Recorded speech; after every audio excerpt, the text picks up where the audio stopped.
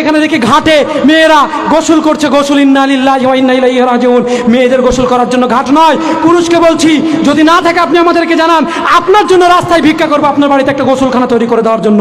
মেয়ে কেন রাস্তায় গোসল করবে? আমার কথা হয়তো বিশ্বাস করতে নাও পারেন, আপনি কমিটিকে জিজ্ঞেস করবেন। বারবার আমি একটা কথা বলেছি যে এই ব্যবস্থাপনাগুলো হলে আমি যাবো না।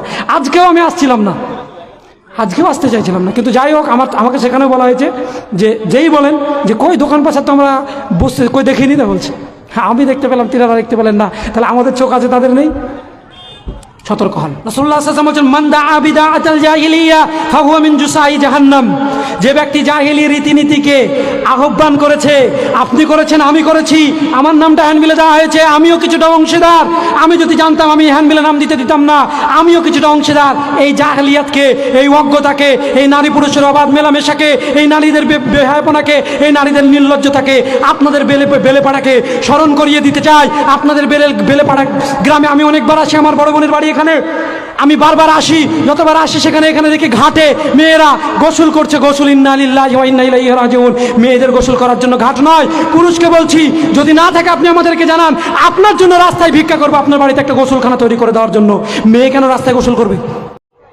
এই যে জাহিলিয়াতকে আপনি সাপোর্ট করেছেন, আপনি দেখছেন, তথাপি সামাজিকভাবে আপনি দেখছেন, তবু কোনো ব্যবস্থাপনা গ্রহণ করেননি, অর্থাৎ আপনি সাপোর্ট করেছেন। এই সাপোর্ট করার কারণে রাসূলুল্লাহ সাল্লাল্লাহু আলাইহি ওয়াসাল্লাম বলছেন মান দাআ বিদাআতাল জাহিলিয়া ফাহুয়া মিন জুসাই জাহান্নাম। ওই ব্যক্তি জাহান্নামে যাবেই। ওয়া ইন সাল্লা, যদি 5 ওয়াক্তের মুসল্লি হয়, ওয়া ইন সামা, যদি খাঁটি সিয়াম পালন করে হয়, ওয়া জাআ আন্নাহু মুসলিম, যদি নিজেকে খাঁটি মুসলিম দাবি করে। এবার বলেন তো আপনার আমার অবস্থান কোথায় হতে পারে? এবার বলেন আপনার আমার অবস্থান কোথায় হতে পারে? তাড়িয়ে দিন।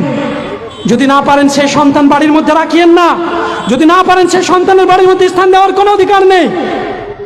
হতে পারে ভ্রষ্টতার মধ্যে কেউ ডুবে গেছে, ভ্রষ্টতার তলে তলিয়ে গেছে, এটাতেও পিতামাতা আমাদের কিছু ঘাটতি থাকে। আমরা সন্তানকে নির্জনতা অবলম্বন করার সুযোগ দিয়ে দিই। আমরা সন্তানকে বেহায়াপনা কার্যকলাপ করলে আমরা খোঁজ নিই না। মোবাইলে কোনো রকম গল্প গুজব করলে আমরা খোঁজ নিই না।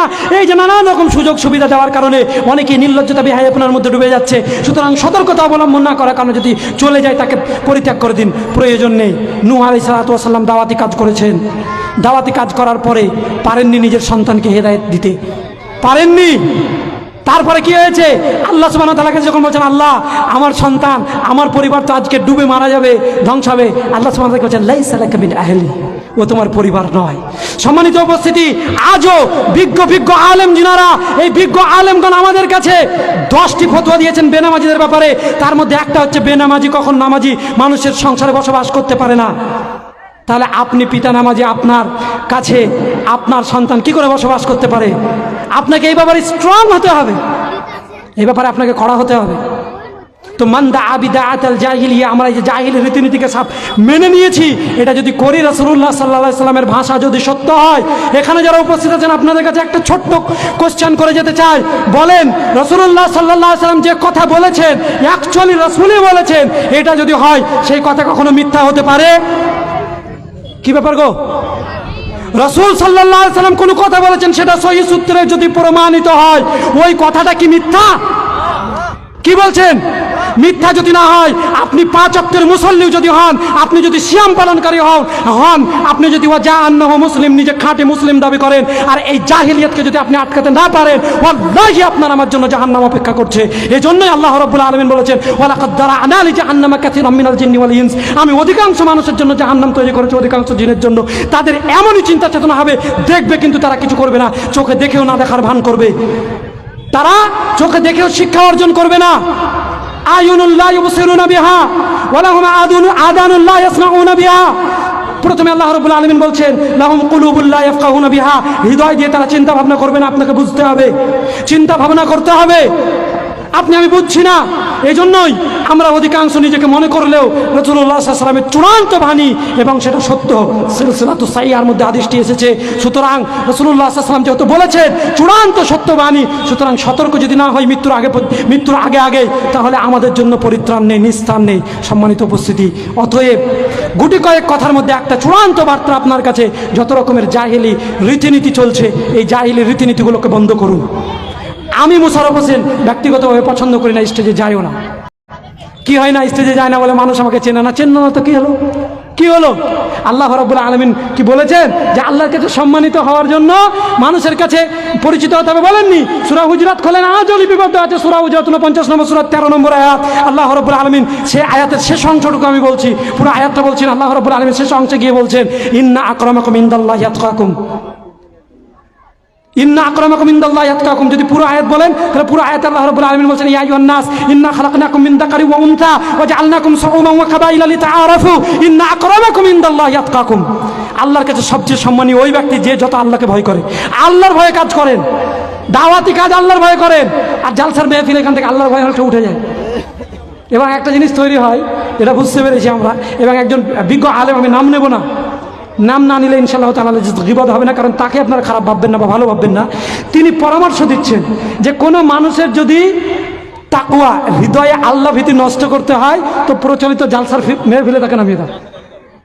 এটা যবে থেকে গাঁথতে পেরেছি, এখানে আমার বোনের বাড়ি দুলা ভাই রিকোয়েস্ট করেছেন, আর প্রথম থেকে আপনি শুনিয়ে যারা বসে আছেন আমার কথা হয়তো বিশ্বাস করতে নাও পারেন, আপনি কমিটিকে জিজ্ঞেস করবেন। বারবার আমি একটা কথা বলেছি যে এই ব্যবস্থাপনাগুলো হলে আমি যাব না।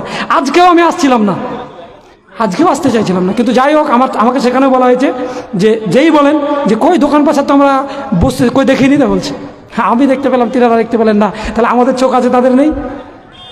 সতর্ক হন। এই ব্যবস্থাপনায় আমি তো খুশি নই, চরম হৃদয়ের মধ্যে আমার ব্যথা অনুভব হয়েছে যে মুসলিম একটা সমাজ, একে মুসলিম বলে। আহসান দাহির ইলাহি বা আহসান ইলাহি দাহির বলে একজন ব্যক্তি পাকিস্তানের, উনি একটা বই লিখেছেন খুতবাতুদ দাহির, উর্দু বই খুতবাতুদ দাহির। ওখানে উনি মুসলিমের সংজ্ঞা দিতে গিয়ে টেনেছেন যে রাসূলুল্লাহ সাল্লাল্লাহু আলাইহি সাল্লামের উপরে এই ইসলাম আসার পূর্বে তারা মুসলিম শব্দটা ব্যবহার করতো উটের ক্ষেত্রে। তো কোন উটের ক্ষেত্রে? যে উটটা লাগাম ছেড়ে গিয়ে বিশৃঙ্খলা করে বেড়াতো। সব উর্দু বই, উর্দুতে লেখা আছে যে উর্দু মানে কি হতো, বিশৃঙ্খলা করে বেড়াতো। তাকে শৃঙ্খলার মধ্যে নিয়ে আসার জন্য কি করা হতো? লাগাম পরিয়ে তাকে আবদ্ধ করে দেওয়া হতো, আর বিশৃঙ্খলা করে বেড়াতে পারতো না। তো মুসলিম তাদেরকে বলা হয় যারা বিশৃঙ্খলময় পরিবেশ থেকে কোরআন এবং সহিহ সুন্নাহর শৃঙ্খলার মধ্যে যারা আবদ্ধ হয়, নিজের মস্তিষ্ক, ব্রেন, শরীর, নিজের আচার ব্যবহার, কথাবার্তা সমস্ত কিছুকে এই বেড়ির মধ্যে যারা মানে পৌঁছে দেয়, তারা হচ্ছে মুসলিম। ভাই এখন আর কিছু প্রয়োজনে পরে করবে, এগুলো বন্ধ করো। এত সোশ্যাল মিডিয়ায় বক্তব্য প্রচার করার দরকার নেই। আল্লাহ রাব্বুল আলামিন সুস্পষ্ট ভাষায় বলছেন, সুস্পষ্ট ভাষায় যে ওয়ালা তাআনু আলাল ইথমি ওয়াল উদওয়ান। সুতরাং আমাদের নাম দিয়ে যদি এই ব্যবস্থাপনা করা হয়, আমি এসেছি তাই তো ব্যবস্থাপনা করেছি। আজকে আবার এখানে এসে বলছে যে আরেকটা বক্তা আসেনি, আপনি যদি আসেন আমাদের জালসা কী করা হবে, কী করা হবে আপনারা দেখে নেন, আপনারা দেখবেন। আপনার জালসায় আপনাকে সন্তুষ্ট করা, এটা তো একটু আগে হাদিস বললাম মুসনাদ আহমদের, রাসূলুল্লাহ সাল্লাল্লাহু আলাইহি ওয়াসাল্লাম কি বলছেন? লা তাআতা লিবাশারিন ফি মাআশিয়াতিল্লাহ। কোনো মানুষের সন্তুষ্ট অর্জন করা যাবে না আল্লাহর অবাধ্যতা করে। সুতরাং যাই হোক, এই গুটি কয়েক কথার মধ্যে এটাই বলতে চাই, যদি করতে হয় প্রোগ্রাম, যদি করতে হয় সেমিনার, তাহলে এমনভাবে করেন যেখানে ইসলামিক কোনো কৃষ্টি কালচারের ব্যাঘাত না ঘটে। আর যদি ঘটে করেন, জবাব আপনারা দেবেন। আমি এটাকে চরমভাবে মানে একদম মানে এটা কি বলে বয়কট করার জন্য আলেম সমাজকে আমি আহ্বান করি।